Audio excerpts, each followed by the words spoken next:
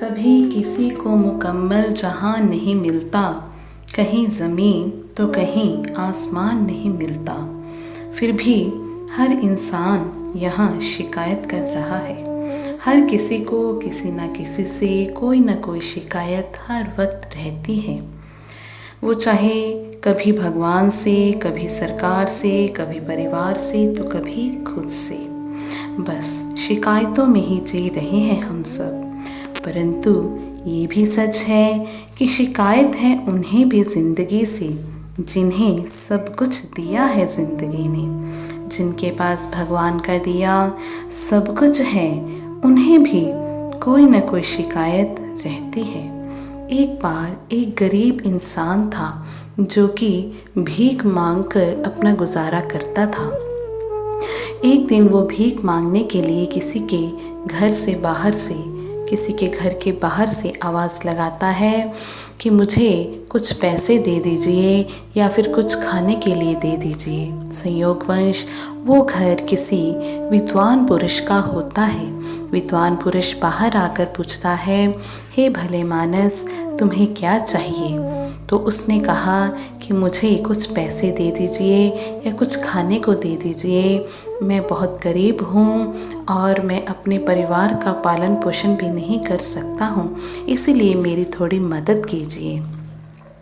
तो विद्वान पुरुष कहता है कि मैं एक व्यापारी हूँ, अगर मैं तुम्हें कुछ पैसे दूंगा तो बदले में मुझे भी तुमसे कुछ चाहिए।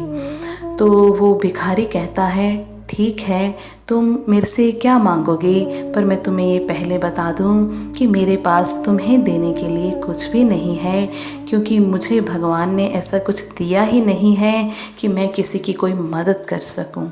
मदद मैं तुम्हें मांगने के लिए यहाँ पर आया हूँ। वो विद्वान पुरुष कहता है कि तुम्हारे पास कुछ भी ना होकर भी बहुत कुछ है, बस तुम्हारी नज़र नहीं गई है उन चीज़ों पर। तो उसने कहा, चलो ठीक है, मैं तुम्हें 1,00,000 रुपया दे देता हूँ और बदले में तुम मुझे अपना एक हाथ काट कर दे दो। तो भिखारी कहता है, ये कैसा, तुमने मुझे 1,00,000 रुपया देना है और बदले में मेरा हाथ मांग रहे हो? अगर मैं तुम्हें अपना एक हाथ काट कर दे दूँगा तो मैं काम कैसे करूँगा, अपने परिवार को कैसे पालूँगा? तो विद्वान पुरुष कहता है, तो मैं तुम्हें दुगनी कीमत दे देता हूँ। तुम मुझे अपने दोनों हाथ दे दो और मैं तुम्हें 2,00,000 रुपए दे देता हूँ। तो वो भिखारी कहता है, मुझे लगता है कि तुम मुझसे मजाक कर रहे हो। भाई, ऐसा मजाक मत करो, मैं तुम्हें अपने दोनों हाथ दे दूँगा तो मैं अपाहिज बन जाऊँगा। तो विद्वान पुरुष कहता है, देखो भाई, मैं तुम्हें ऐसे पैसे नहीं दे सकता हूँ, बदले में तो मुझे तुमसे कुछ चाहिए ही। तो फिर वो कहता है, विद्वान पुरुष कहता है कि मैं तुम्हें 3,00,000 रुपए देता हूँ और तुम मुझे अपने 2 हाथ और एक पैर काट कर दे दो। अब तो भिखारी जैसे कुछ सोचने लग जाता है और मन में सोचता है कि शायद इसकी मानसिक स्थिति ही ठीक नहीं है।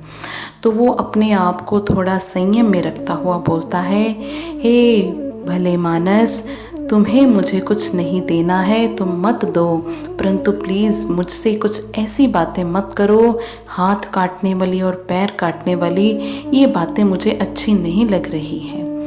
तो वो व्यापारी कहता है, तो तुम मुझे फिर अपने दोनों हाथ और दोनों पैर दे दो और मैं तुम्हें 5,00,000 रुपए दे देता हूँ।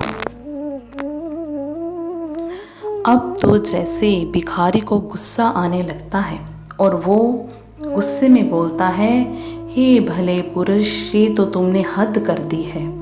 तुम मुझे अपने इतने पैसों का लालच देकर और बदले में तुम मुझे बिल्कुल अपाहिज करना चाह रहे हो।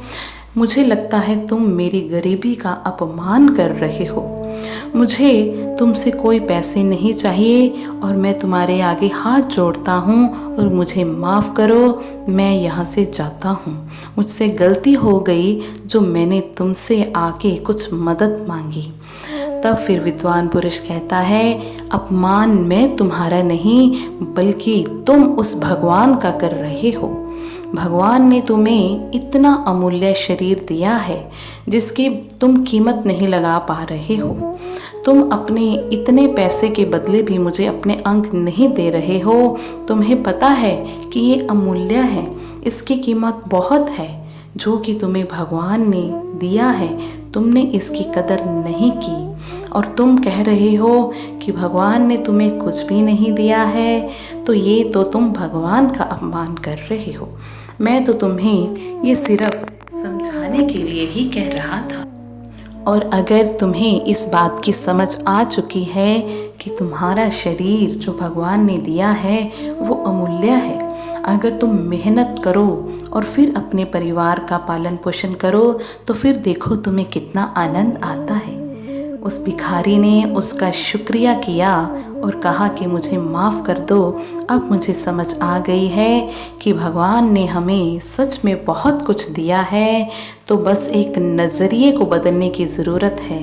अगर हमें वो समझ आ जाए तो हम अपने आप में ही बहुत अमीर बन जाते हैं। यही हालत हम सबकी है, क्योंकि मिलता तो बहुत कुछ है ज़िंदगी में, बस हम गिनती उसी की करते हैं जो हासिल ना हो सका।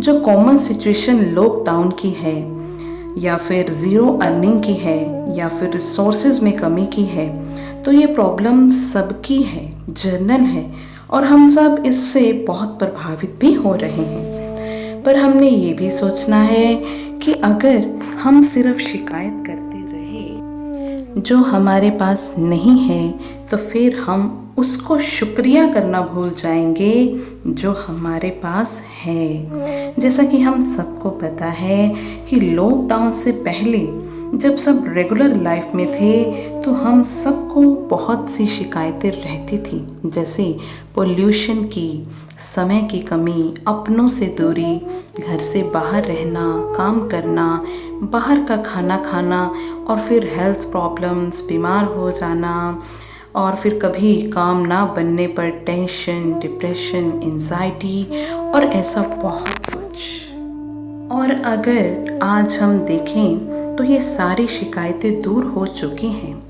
पर सोचने वाली बात ये है कि हम आज भी खुश नहीं हैं, हम आज भी संतुष्ट नहीं हैं और फिर अपनी शिकायतों की एक नई लिस्ट बनाकर बैठे हैं।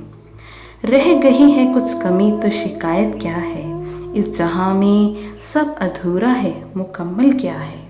इसलिए शिकायत छोड़िए, शुक्रिया अदा करिए, क्योंकि जितना आपके पास है न जाने कितनों के पास उतना भी नहीं है। ज़रूरत है तो बस स्वीकार करने की, जो हालात हैं उसे स्वीकार कीजिए और सच मानिए आपकी ज़िंदगी में सकारात्मक बदलाव आने लगेगा और आप अच्छा महसूस करने लगेंगे। बस अपनी शिकायतों को बंद कर दीजिए। अगर शिकायतें करते रहेंगे तो जीवन का आनंद नहीं ले पाएंगे। जो आपके पास है उसको स्वीकार कीजिए, उसी में खुश रहिए और हमेशा यही गुनगुनाते रहिए। कभी पलकों पे आंसू है, कभी लब पे शिकायत है, मगर ऐ ज़िंदगी फिर भी मुझे तुझसे मोहब्बत है। अगले वीडियो में हम ग्रैटिट्यूड यानी कि शुक्रिया करने के बारे में सीखेंगे और शुक्रिया करने के क्या क्या हमें फ़ायदे मिलते हैं, क्या बेनिफिट्स मिलते हैं, उसके बारे में भी हम जानेंगे। तो स्टे ट्यून्ड, सीखते रहिए, मिलते रहिए in learning life spiritually. Thank you so much.